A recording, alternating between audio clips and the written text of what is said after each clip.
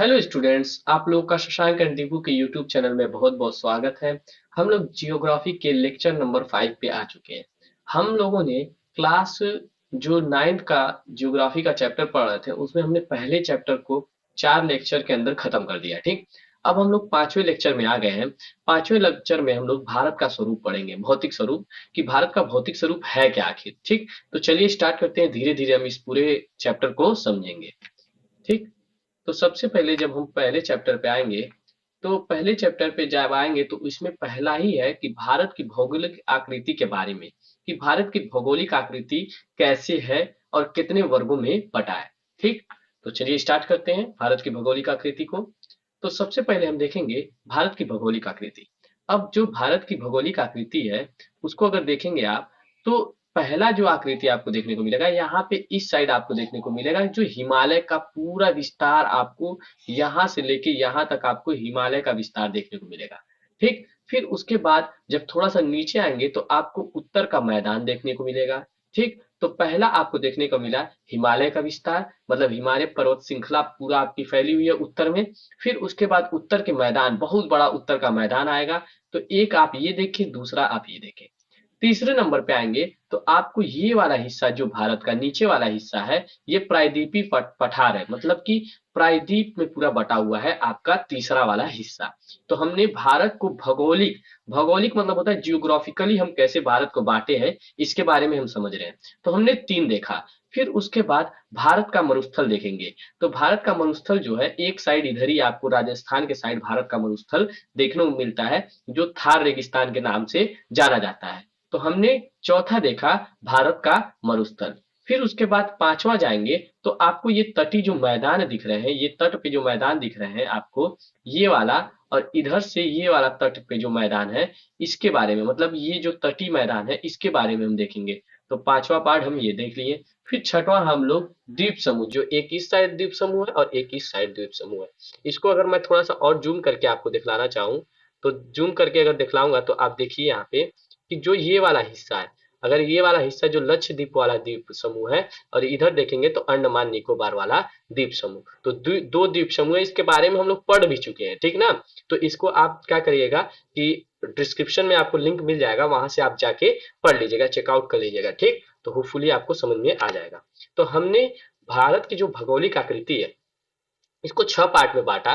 पहला हिमालय का पर्वत श्रृंखला, दूसरा उत्तर मैदान, तीसरा प्रायद्वीपीय पठार, चौथा भारत का मरुस्थल, पांचवा तटीय मैदान और छठवां द्वीप समूह। हमने इसको बांटा और मैप में भी देख लिया कि वो कौन कौन से एरिया किस किस साइड आते हैं। तो सबसे पहला जो है हिमालय पर्वत श्रृंखला, इसके बारे में हम लोग पढ़ेंगे। ठीक, तो चलिए स्टार्ट करते हैं। तो हिमालय की जो पर्वत श्रृंखला है उसको अगर देखेंगे तो सबसे पहले हम हिमालय की उत्पत्ति को समझ लेते हैं। ठीक, हिमालय की उत्पत्ति को जब हम समझ लेंगे तो उसमें क्या होगा कि हिमालय पर्वत श्रृंखला के बारे में हम समझेंगे कि हिमालय पर्वत श्रृंखला है क्या और कैसे इसकी उत्पत्ति हुई, इसको देखते हैं। सबसे पहले आप देखेंगे तो यहाँ आपको देखने को मिल रहा है लॉरेशिया, और यहाँ पे मिल रहा है आपको गोंडवाना। ठीक, तो ये जो लॉरेशिया, इसको अंगारा लैंड के नाम से भी जाना जाता है और ये आपका गोंडवाना लैंड है। तो जो आपका अंगारा लैंड और गोंडवाना लैंड है, इसके बीच में टेथिस सागर पाया जाता था। ठीक, तो जब ये टेथिस सागर पाया जाता था तो यहाँ से गोंडवाना लैंड उठ के इस साइड गया, और जो आपका अंगारा लैंड है वो उठ के इस साइड आया। तो बीच में जो टेथिस सागर था वो दब गया, मतलब कि इधर से आपको अंगारा लैंड आया और इधर से आपको गोंडवाना लैंड आया। और ये जब दोनों आके बीच में सटे, मतलब ये जमीन के टुकड़े जब सटे, तो बीच का जो आपका टेथिस सी था, टेथिस सी था, तो इसके अंदर आप देखे होंगे तो समुद्र में क्या होते हैं, बहुत सारे मलबे उलबे, जानवर उनवर सब दब के और बीच का हिस्सा उठ गया। ठीक, तो जब बीच का हिस्सा उठा तो पहाड़ नुमा ऐसी आकृति बन गई।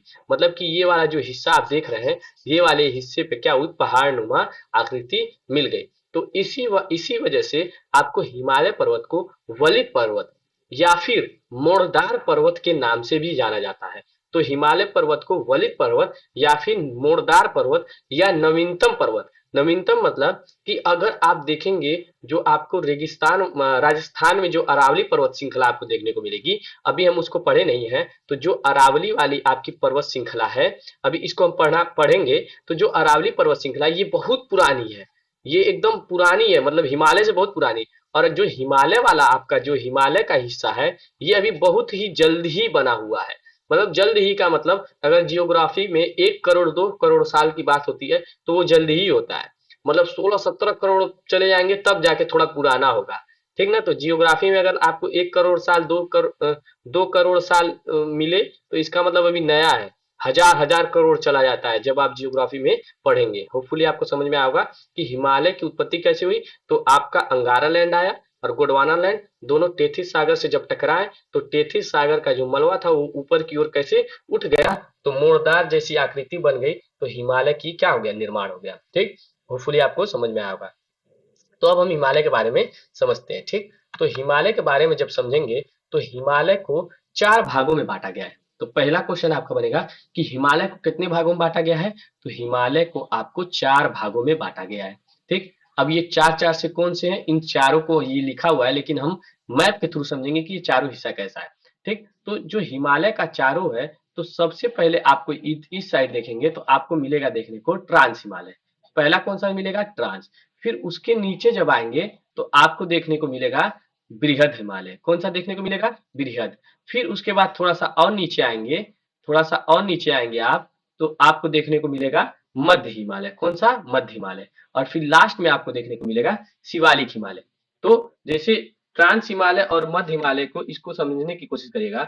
जो जैसे मतलब ट्रांस मतलब होता है किसी भी चीज का पीछे का हिस्सा। अगर मैं ऐसे आकृति बनाऊं तो इसमें से जो पीछे वाला हिस्सा है वो ट्रांस वाला है। मतलब कि इस अगर पहाड़ जैसी आकृति बनाया तो इधर वाला जो हिस्सा है वो ट्रांस वाला है। बाकी जो इधर आपको सामने की तरफ हिस्सा दिख रहा है, मतलब ऐसे है आकृति, तो इसमें से जो पीछे वाला है वो ट्रांस वाला है। अब बाकी जो आपको सामने दिख रहा है, इसमें पहला हिस्सा बृहद का है, फिर उसके नीचे मध्य है और फिर उसके नीचे शिवालिक है। तो 4 पार्ट में देखें। पहला इधर ट्रांस हिमालय, फिर इधर आएंगे तो आपको बृहद हिमालय, फिर मध्य हिमालय और लास्ट में आपको शिवालिक हिमालय देखने को मिलेगा। तो हिमालय के कितने हिस्से हैं, तो हिमालय के 4 हिस्से हैं। ठीक। होपफुली समझ में आया होगा। ठीक। आगे चलते हैं। फिर उसके बाद हम जब आगे चलेंगे तो आपको हिमालय के जो 4 हिस्सों में से पहला आपको देखने को मिलेगा वो ट्रांस हिमालय मिलेगा। तो ट्रांस हिमालय को हम लोग पढ़ लेते हैं। तो ट्रांस हिमालय जो होता है ये भी 4 पार्ट में बटा है। ये कितने में बटा है, 4 पार्ट में। पहला काराकोरम, दूसरा लद्दाख, तीसरा जास्कर, और ये यहाँ पे कैलाश, कैलाश भी इसको कहते हैं, या फिर इसको या पीर पंजाल, क्या कहा जाता है, पीर, पीर पंजाल के भी नाम से जाना जाता है। ठीक ना। तो 4 भाग में हम देखेंगे। मतलब ट्रांस हिमालय कितने भागों में बटा है, 4। काराकोरम, लद्दाख, जास्कर, पीर पंजाल। काराकोरम, लद्दाख, जास्कर, पीर पंजाल। साथ में बोलिए, काराकोरम, लद्दाख, जास्कर, पीर पंजाल। ठीक। तो 4 पार्ट में बटा हुआ है। फिर उसके बाद इसकी ट्रिक भी है कलेजा पर, मतलब याद करने का तरीका कि कैसे सॉरी, कैसे याद करें कि काराको जो आपका ट्रांस हिमालय है वो कितने पार्ट में बचा है। तो उसका ट्रिक है कलेजा पर। क से हो जाएगा आपका काराकोरम, क से हो जाएगा काराकोरम, ल से ले से हो जाएगा आपका लद्दाख, क्या हो जाएगा, लद्दाख। फिर उसके बाद ज से आपका हो जाएगा जास्कर, क्या हो जाएगा, जास्कर। फिर उसके बाद प से आपका हो जाएगा पीर पंजाल, क्या हो जाएगा, पीर पंजाल। ठीक। तो आपको कितना देखने को मिला, 4। इसको हम लोग ट्रिक से भी समझ लिए और आपको मैप के भी थ्रू समझ गए। आपका ए वाला हिस्सा, मतलब ये वाला हिस्सा है वो काराकोरम का है, फिर उसके नीचे आपका लद्दाख का है, फिर उसके नीचे जास्कर का है और लास्ट में आपका पीर पंजाल वाला हिस्सा है। तो फुली समझ में आया होगा। ठीक। अब देखिए, अब आगे आएंगे तो आगे समझिएगा यहाँ पे कि जो काराकोरम है इस पे 2 पहाड़ियां हैं। ठीक। इन दोनों पहाड़ियों को, मतलब कि जो काराकोरम वाला हिस्सा है, अगर मैं इसको मिटा दूं तो ये काराकोरम वाला जो हिस्सा है इस पे 2 पहाड़ियां हैं। मतलब 2 पहाड़ियां हैं, इनको मतलब है तो बहुत, जैसे अगर पर्वत श्रृंखला जो होती है उस पर्वत श्रृंखला को अगर देखेंगे तो पर्वत श्रृंखला बना तो होता है बहुत, मतलब जैसे अगर ऐसे पर्वत श्रृंखला मतलब कई पर्वत ऐसे बने रहते हैं। ठीक। तो इसमें होते तो बहुत है, लेकिन जो एक पर्वत है K2 और एक है K4। ठीक। इसके बारे में बार बार एग्जाम में पूछता है, K2 और K4। तो K2 को K2 गार्डविन ऑस्टिन के नाम से जाना जाता है और K4 को गैसर ब्रूम के नाम से जाना जाता है। और ये दोनों है कहाँ, ये दोनों आपके लद्दाख, अरे सॉरी, काराकोरम वाले पे हैं। कौन, K2 और K4। तो K2 को किस नाम से जाना जाता है? आपका गाडविन ऑस्टिन। और K4 को आपका गैसर ब्रून के नाम से जाना जाता है। होपफुली समझ में आ रहा होगा। ठीक। और इस पे जो आपका काराकोरम है, इस पे 4 ग्लेशियर भी पाए जाते हैं।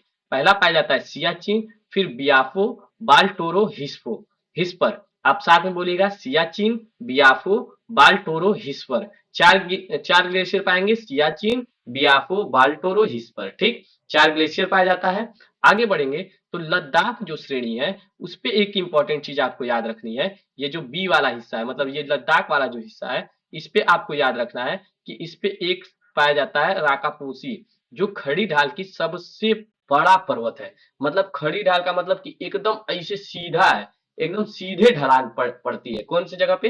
राकापोसी पे। तो लद्दाख में कौन सी चोटी पाई जाती है?